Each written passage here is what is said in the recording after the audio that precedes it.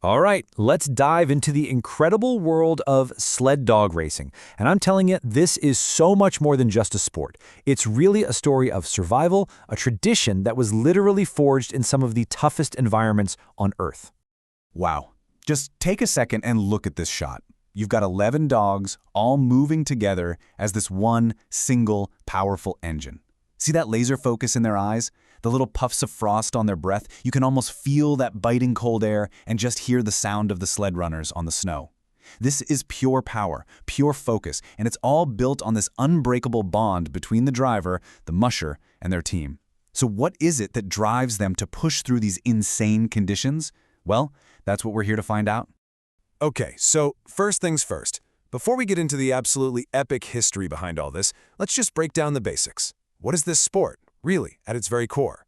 At its heart, the concept is actually beautifully simple. You've got a team of highly trained dogs, a sled, a musher who guides them with voice commands, and a race against the clock. The whole game is just to get your team through the course faster than anybody else. Sounds simple, right? But believe me, the amount of skill, strategy, and pure teamwork it takes is absolutely mind-blowing. And this right here, this just tells the whole story. On the left, you're looking back in time to around 1910, and on the right, that's a shot from a recent Iditarod race. We're talking more than a century between these two pictures. And yeah, the gear has changed, the technology is different, but look at what's the same. The raw determination on the musher's face, the incredible power of the dogs, and that vast, unforgiving, beautiful landscape. Some things never change. So, how did this all even start? The history here isn't just a boring list of dates and competitions. Oh no, it's filled with absolutely legendary stories of survival, game-changing innovation, and just pure human grit. It really kicked off in 1908 with the first big organized race, the All-Alaska Sweepstakes, a brutal 400-mile trek. But the event that truly put sled dogs on the world map was the 1925 Great Race of Mercy. This wasn't for a trophy. It was a desperate life-or-death relay to get medicine to the town of Nome during an epidemic. And that one heroic act is the direct inspiration for the most famous race in the world today, the Iditarod, which first ran in 1973. Now check this out because this is wild. Look at that jump in speed. In just 2 years, they shaved nearly 45 hours off the winning time. 45 hours. That is staggering. And it wasn't just luck. This was a full-on revolution happening in real time. Mushers were perfecting everything, making sleds lighter, figuring out high-energy diets for the dogs, and breeding for pure speed. This was high-stakes innovation, born right out there in the wild. And all of that history, all of that innovation, brings us here, to the Iditarod. It's not just a race, it's a legend. It's known as the last great race on Earth, and honestly, that pretty much says it all. It is the absolute pinnacle of this sport. 1,600 kilometers. Just let that number sink in for a moment. That is roughly the distance of the Iditarod. It's an unimaginable journey across frozen rivers, through dense forests, up and over entire mountain ranges, and out onto desolate, windswept tundra. This is the ultimate test of survival, period. And you can't tell the story of the Iditarod without honoring the heroes who inspired it. People like Musher Leonhard Seppala and his lead dogs. Now, everyone's heard of Balto, right? He ran the final leg into Nome and got all the fame.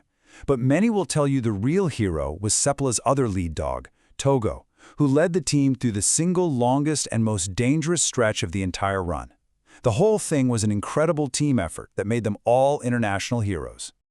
Okay, so from that amazing historical foundation, the sport has grown into this highly organized global competition. So let's take a look at how it all works today, because it's definitely not all about 1,000-mile marathons. So modern racing basically comes in 3 flavors.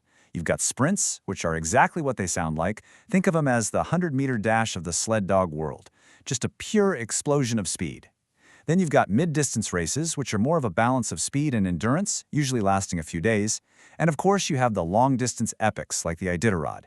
Those are the ultimate marathons, testing everything: survival, strategy, the whole 9 yards. And how a race begins is also pretty cool. There are 2 main ways. For the long races, they usually do time starts, so each team is released one by one every few minutes to keep things from getting too crowded. But then you have the mass start. This is pure, controlled chaos. All the teams launch at the exact same time. It is an absolutely spectacular and thrilling way to kick off a race. All right, now let's get into how this incredible sport has adapted over the years. Because you might be surprised to learn that you don't actually need a winter wonderland to be a part of it. It's a great question, right? If the whole sport is built around snow and ice, what do you do in the summer?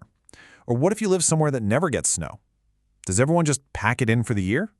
No way. The community came up with some really creative solutions. Welcome to the world of dryland racing. So instead of a sled, mushers use these cool 3- or 4-wheeled carts, or sometimes even a scooter.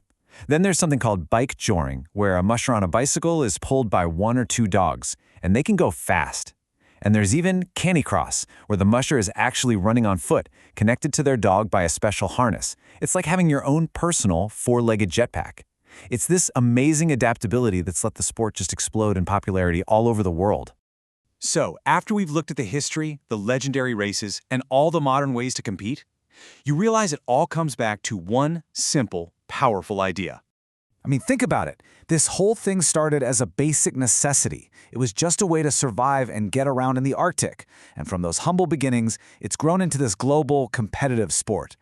But through all that time and all that change, the one thing that has never, ever been lost is that fundamental connection, that deep, trusting partnership between a human and their dogs. And that kind of leaves us with one final thought to chew on.